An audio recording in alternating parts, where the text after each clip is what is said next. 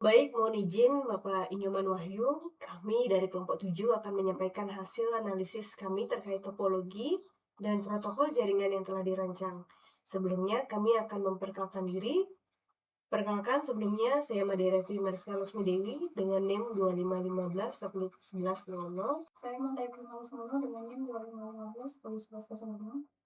Perkenalkan, nama saya Raffi Ahmad dengan NIM 2515-1114.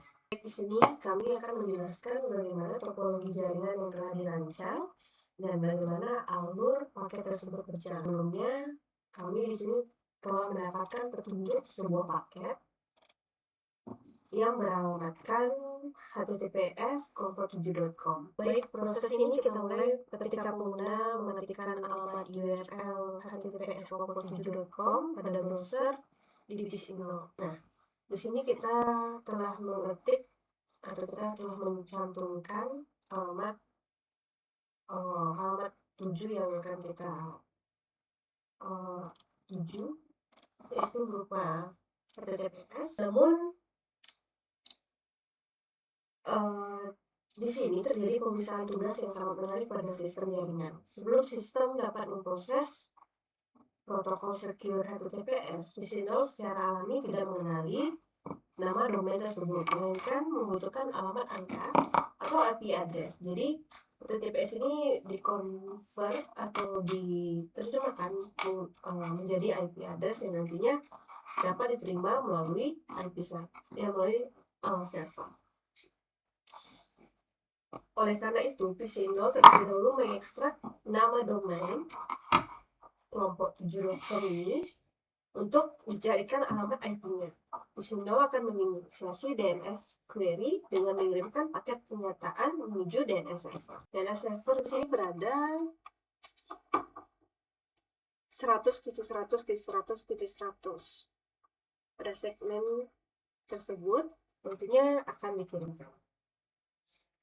Sebelumnya di sini IP address PC0 yaitu 192.168.1.10 dengan /24 dan default gateway-nya tentunya 192. Baik, kita akan mencoba untuk mengirimkan paket yang sudah kita miliki petunjuknya, yaitu https://kelompok7.com. Jika kita bedah struktur lapisan protokol pada saat paket utama ini siap menjalankan PC0, kondisinya adalah sebagai berikut. Pada application layer, paket bergerak menggunakan protokol HTTPS. Di transport layer, paket diatur oleh protokol TCP dengan port asal acak dan port tujuan spesifik yaitu port 443. Lalu masuk ke network layer, di mana network layer ini alamat IP asal isi dengan IP lokal PC0 yaitu 192.168.1.10 dan IP tujuannya adalah IP web server kelompok7.com yang kita dapatkan dari DNS tadi. Terakhir, data link. Paket dibungkus dengan informasi alamat fisik, di mana MAC asalnya adalah milik PC0 yaitu 001C9CC.8955 dan MAC tujuannya mengarah ke pintu gerbang yaitu pada jaringan lokal, yaitu interface gigabit Ethernet 1/0/1 yaitu milik router IndiHome dengan MAC-nya yaitu 00.00.5301. Nah, pada perangkat suite ini adalah suite dengan device name yaitu suite 1. Suite 1 ini bekerja pada layer 2 atau data link. Nah, di sini suite 1 menerima paket dari PC0 melalui port fast Ethernet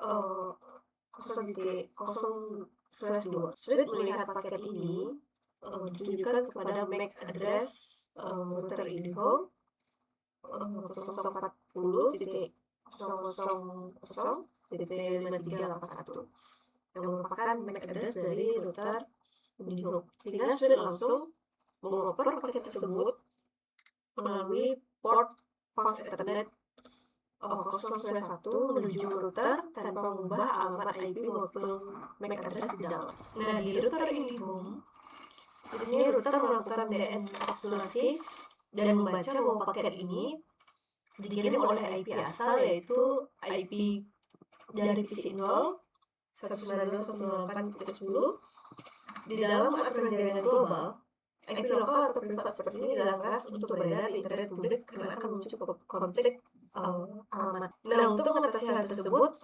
router IndiHome ini mengeksekusi fungsi NAT atau Network Address Translation. Router secara otomatis menerjemahkan dan mengganti IP privat milik PC 0 ini menjadi IP publik milik IndiHome yang valid di internet, nanti di cloud internet ini. Sembari mengubah alamat IP router, ini merupakan informasi fisik pada layer 2-nya. Alamat source MAC diubah menjadi MAC address interface 1 milik router IndiHome sendiri, dan destination MAC-nya nanti diarahkan ke alamat fisik milik router terdekat atau istilahnya next hop milik penyedia layanan internet. Baik, paket akan dilanjutkan menuju cloud internet. Nah, dari router IndiHome, paket kemudian dilepas ke cloud internet. Ini merupakan area LAN atau local area network menuju ke cloud internet, yang merupakan representasi dari interkoneksi jaringan backbone WAN global yang sebelumnya nanti akan masuk ke jaringan kampus Unisa. Nah, selama paket data kelompok disalurkan, ada dua hukum komunikasi data yang selalu berlaku konsisten. Nah, IP address selalu tetap. Alamat IP publik asal dari IndiHome merupakan hasil NAT, dan IP tujuan akhir nanti web server dengan kelompok 7.com itu tidak akan pernah berubah dari ujung jaringan ke ujung jaringan tersebut. Jadi MAC address selalu berubah, berbeda dengan IP. Informasi MAC asal dan MAC tujuan akan terus-menerus diperbarui di setiap lompatan atau hubnya, menyesuaikan dengan kabel dan interface fisik dari router lokal yang menjembatani paket tersebut saat itu.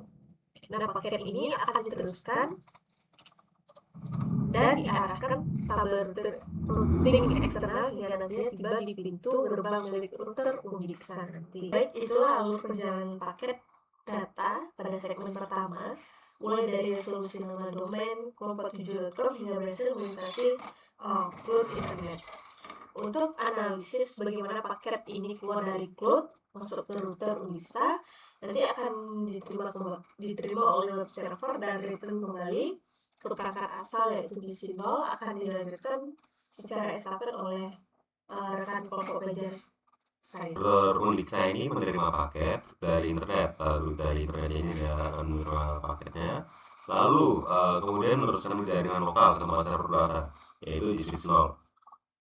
Yaitu switch 0 menerima frame dan meneruskannya ke server berdasarkan MAC address tujuan. Setelah ditemukan, DNS server mengirimkan DNS reply yang berisi alamat IP website. Yang ke-12 yaitu DNS reply. DNS reply ini kemudian dikirim kembali melalui jalur bersama, yaitu server, switch 0, router, Unixa, internet, router IndiHome, switch 1, dan kembali ke PC 0. Baik, akan saya lanjutkan. Setelah server menerima permintaan dari klien, server mulai mengirimkan balasan atau respons kembali ke PC 0. Pada tahap ini, arah komunikasi berubah, yaitu dari server menuju klien. Saat ini, paketnya berada di server. Server membuat paket respons yang berisi hasil permintaan dari browser. Dan jika sebelumnya paket yang dikirim adalah DNS request, maka server mengirim DNS reply yang berisi alamat IP website. Jika sebelumnya paket yang dikirim adalah HTTPS request, maka server mengirim HTTPS response yang berisi halaman website yang diminta. Saat ini, paketnya berada di server. Server membuat paket switch tidak mengubah isi paket maupun alamat IP yang ada di dalamnya. Selanjutnya, paket diterima oleh router Unixa.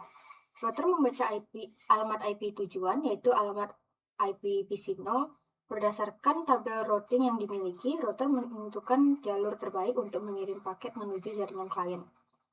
Pada tahap ini, MAC address sumber dan tujuan berubah karena router membuat frame baru untuk dikirim ke perangkat berikutnya. Namun alamat IP sumber dan tujuan tetap sama. Router IndiHome menerima paket dari internet kemudian membaca alamat IP tujuan.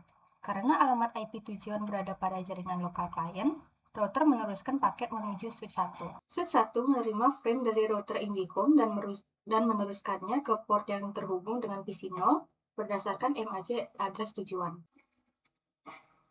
Akhirnya paket berhasil sampai di PC 0. Browser menerima respons dari server dan memproses data yang diterima. Dan jika paket tersebut adalah DNS reply, maka komputer memperoleh alamat IP website.